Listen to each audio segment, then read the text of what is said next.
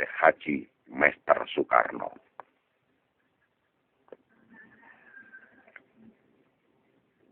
Amanat Syekh Haji Mester Soekarno. Jangan mimpi orang-orang amanahku untuk bisa mencairkan aset atas namaku.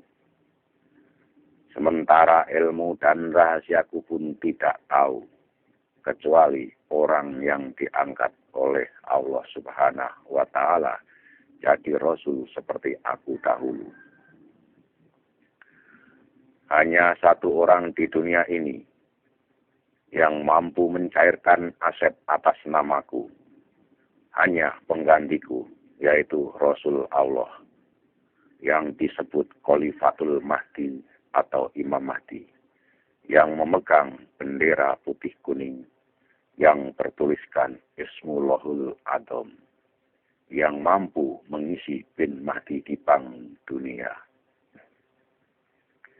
Dia orang yang diberi kekuasaan oleh Allah Subhanahu wa Ta'ala dari masyrik sampai maghrib dan menguasai alam gaib dari alam malaikat, alam sangyang dan alam jin. Sementara aset-aset barangku ku titipkan di alam gaib di para ratu sangyang dan para ratu jin. Maka aku sarankan kepada para pemegang amanahku, jangan ceroboh tentang hartaku. Itu kepunyaan Allah dan Rasul-Nya. Tidak mungkin disiasati dengan sistem teknologi perbankan. Dan kalau itu hartaku, kenapa tidak aku berikan kepada anak-anakku dan keluargaku? Dan kalau itu harta negara, kenapa aku tidak berikan untuk negara? Makanya banyak orang keliru memandangku, hanya melihat satu sisi sebagai seorang presiden RI yang berpangkat bintang 5. Padahal yang sebenarnya aku diberi pangkat oleh Allah Subhanahu wa Ta'ala, yaitu pangkat bintang segitiga emas,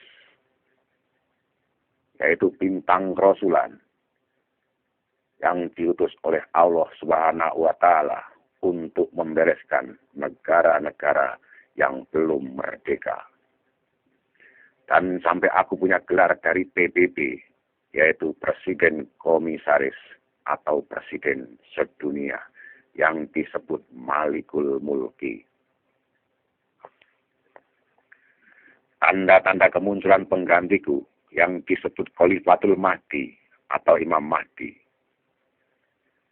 Nabi Muhammad Rasulullah Sallallahu Alaihi Wasallam bersabda di dalam kitab Qurtubi, nanti di akhir zaman akan muncul ahli baiti, yaitu seorang laki-laki yang membawa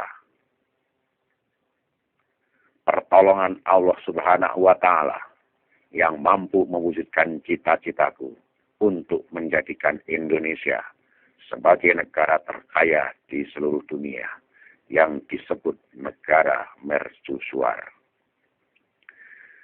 Tanda-tandanya, negara Irak terjadi peperangan, hampir-hampir dinar pun tidak ada dan akan terpecah jadi 3 golongan, yakni Sunni, Kurdi, dan Syiah.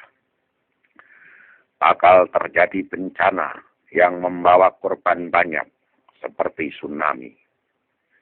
Bumi akan mengeluarkan lumpur hitam, seperti lapindo. Gunung-gunung akan meletus, dan banyak kebakaran.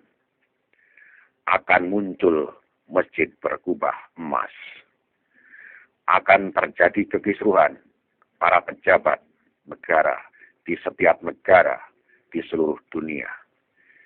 Ciri terakhir, kalau mimbar Masjid Kubah Emas yang ada di Depok, Jawa Barat, Indonesia sudah dibuka, berarti harta atas namaku mulai dikeluarkan dari alam gaib Dan muncullah saat itu seorang pemimpin penegak keadilan dunia seperti aku dahulu.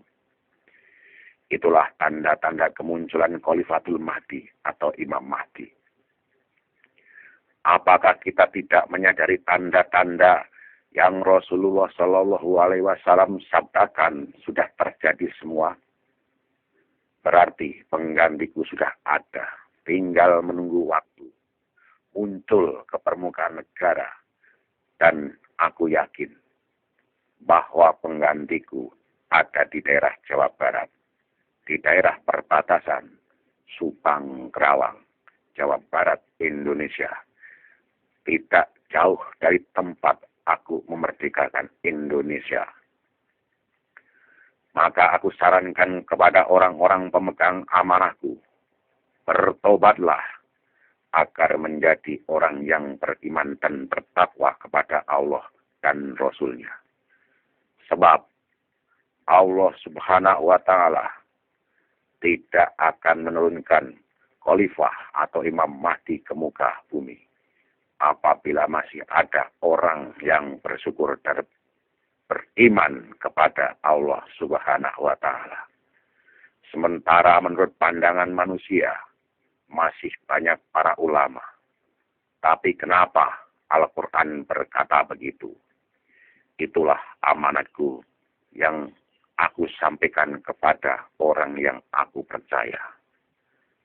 Malam Jumat Kliwon, 12 November 2009, Syekh Haji Mester Soekarno.